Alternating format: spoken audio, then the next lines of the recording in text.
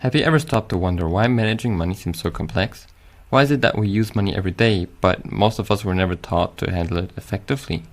If you've ever asked yourself these questions, you're in just the right place, because in today's video, we're going to demystify the world of personal finance, a crucial topic that schools refuse to teach. Before we start, don't you know someone this topic could be interesting to? If you do, be sure to send it to them so they get updated as well. Let's start with the video. Stay tuned.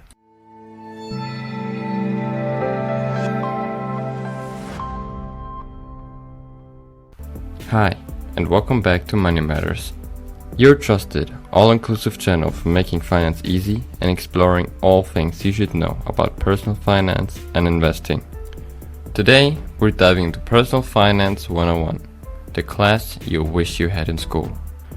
We'll be breaking down the fundamental concepts of personal finance, why they're essential, and how you can apply them in your daily life. Alright, let's get started.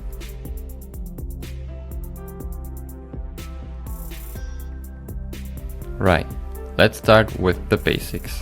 What exactly is personal finance? In simple terms, personal finance is all about how you manage your own money. It includes all the financial decisions and activities of an individual or household, such as earning, saving, investing, and spending. Now, you might be thinking, that sounds straightforward enough. Why is it so complicated? Well, the complexity comes from the fact that we all have different financial goals, different income levels, and different spending habits. And that's where budgeting comes in. Budgeting is one of the most fundamental aspects of personal finance. It's all about understanding where your money is coming from, where it's going, and making sure that you're not spending more than you earn. It's the roadmap that guides your financial decisions and helps you achieve your financial goals. But personal finance doesn't stop at budgeting. It also involves understanding your assets and liabilities. Assets are things you own that have value, like your home, car, or investments. Liabilities, on the other hand, are your debts or financial obligations, like a mortgage or a student loan.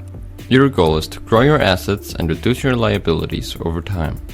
In the next section, we'll discuss why financial literacy is so important and why it's not taught in schools. But before you move on, take a moment to reflect on your own personal financial habits. Are you budgeting effectively? Are you aware of your assets and liabilities? Remember, understanding these basic concepts is the first step towards mastering your personal finances.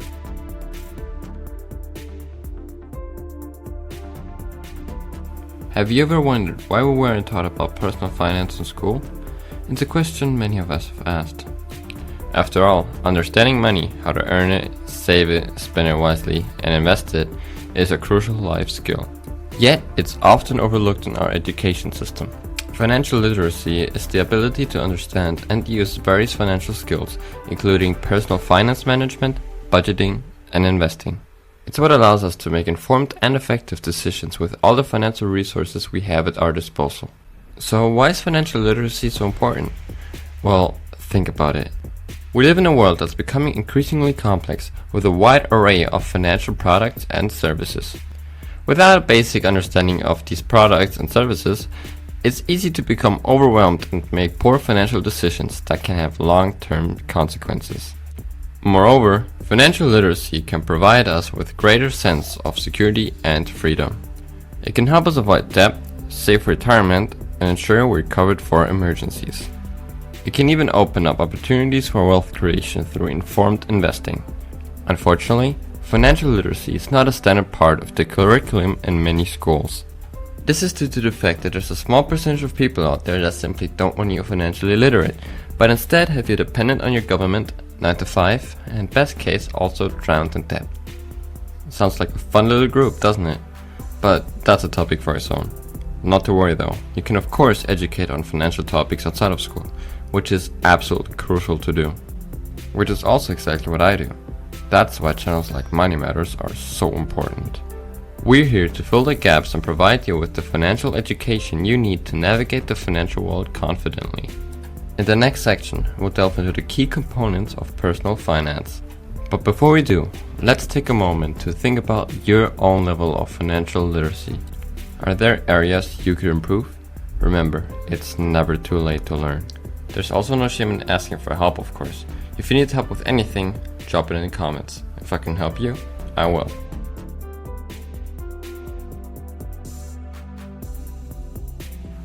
Personal finance might seem like a vast and complex field, but when you break it down, it's made up of a few key components.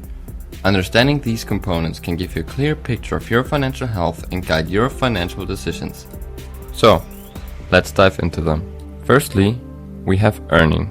This is your income, the money you bring in. It could be from your job, side hustle, or even investments. Understanding your income is the first step in managing your personal finances.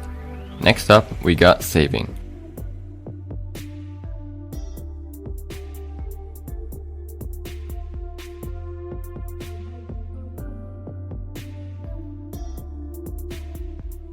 By setting aside a portion of your income as soon as you receive it, you ensure that saving becomes a priority rather than an afterthought.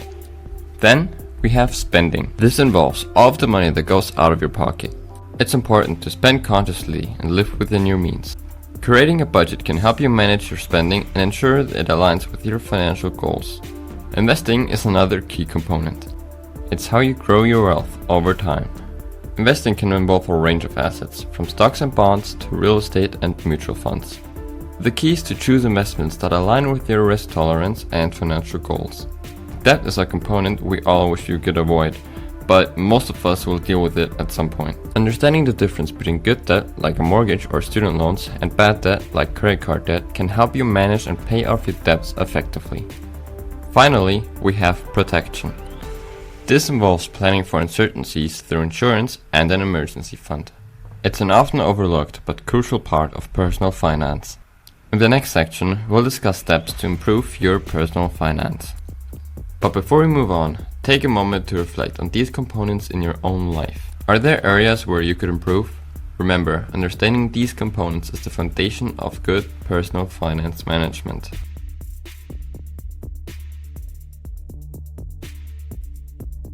Understanding personal finance is one thing, but putting that knowledge into practice is another. So, how can you improve your personal finance? Here are some steps you can take. Firstly, set financial goals.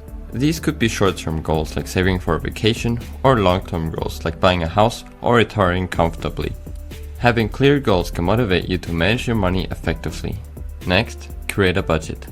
A budget is a plan for your money. It helps you allocate your income towards your needs, wants, savings, and debts.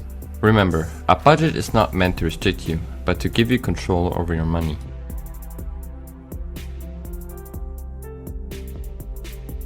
This is a stash of money set aside to cover unexpected expenses or financial emergencies. It provides a financial safety net and can give you a peace of mind. Investing for the future is crucial. Whether it's investing in the stock market, real estate, or starting your own business, investing can help you grow your wealth over time. Remember, it's not about getting rich quick. It's about building wealth slowly and steadily. Regularly reviewing and adjusting your financial plan is also important. Your financial situation can change over time, and so should your financial plan. Regular reviews can help you stay on track towards your financial goals. In the next section, we'll delve into understanding taxes. But before we do, you should take a moment to reflect on these steps. Are there any you can start implementing today? Remember, improving your personal finance is a journey, not a destination.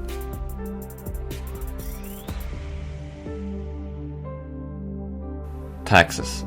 We all have to deal with them, but it can be confusing and overwhelming. However, having a basic understanding of taxes is an essential part of personal finance. Taxes come in many forms. There's income tax, which is a percentage of your income that you pay to the government. There's sales tax, which is added to the cost of goods and services you buy. And there's property tax, which is based on the value of your property. One key aspect of personal finance is tax planning.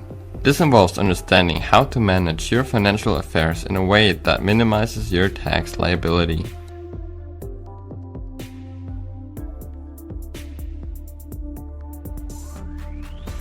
It's also important to understand your tax bracket.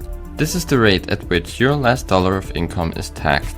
Knowing your tax bracket can help you make informed financial decisions. In the next section, we'll discuss retirement planning.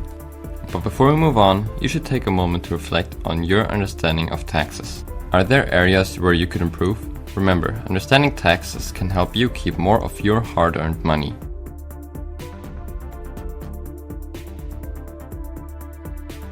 Retirement might seem like a distant reality, especially if you're young, but the truth is, it's never too early to start planning for retirement. In fact, the earlier you start, the better. Retirement planning involves setting your retirement goals, estimating expenses, implementing a savings plan, and managing assets and risk. It's about ensuring that you have enough income to live comfortably when you stop working. One of the key aspects of retirement planning is understanding the different types of retirement accounts. In the US, for example, you have the 401k and the Individual Retirement Account, IRA. These accounts offer tax advantages that can help grow your retirement savings more rapidly.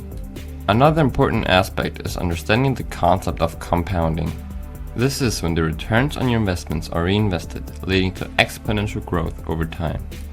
Thanks to compounding, even small contributions to a retirement fund can grow to a substantial sum over time. In the next section, we'll discuss real estate planning. But before we move on, take a moment to reflect on your retirement plan. Are you saving enough? Are you taking advantage of tax-advantaged retirement accounts? Remember, it's never too early or too late to start planning for retirement.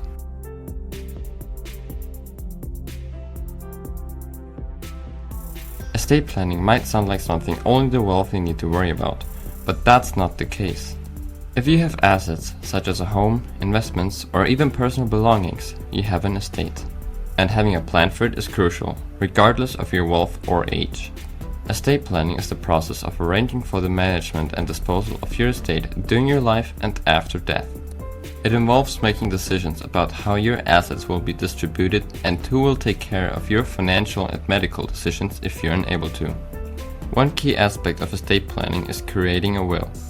A will is a legal document that outlines your wishes regarding the distribution of your assets and the care of any minor children.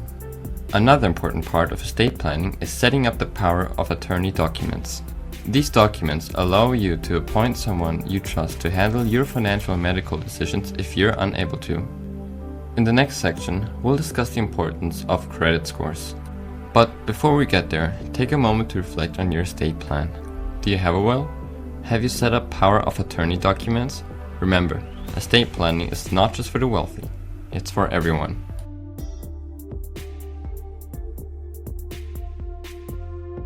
Have you ever wondered why your credit score matters, or how it can impact your financial life? Well, let's demystify that. A credit score is a numerical representation of your creditworthiness based on your credit history. Lenders use it to determine whether to lend you money, how much, and at what interest rate. Your credit score can impact various aspects of your financial life. It can affect your ability to get a loan, a credit card, or even a mortgage. It can also impact the interest rates you're offered on these financial products. So, how can you improve your credit score? Here are a few tips. Pay your bills on time. Late payments can negatively impact your credit score. Keep your credit utilization low. This is the ratio of your credit card balances to their credit limits. Don't close all credit cards. The length of your credit history can affect your score. Regularly check your credit report for errors. If you find any, dispute them. In the next section, we'll wrap up with some final thoughts. But before we do that, take a moment to reflect on your credit habits. Are there areas where you could improve? Remember, a good credit score can open up many financial opportunities.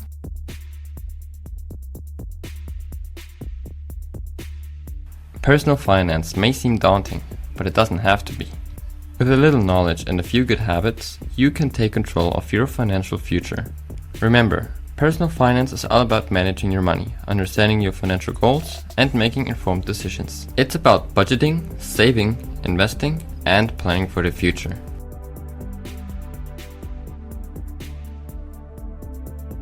Whether you're just starting out or you're already on your financial journey, there's always room for improvement. So, take the time to understand your finances, set your goals, and make a plan. As you see, financial knowledge is of critical importance. After all, we don't have our name for nothing. Money does matter, especially in today's world. So please share this video with your friends so that they can profit of this knowledge too.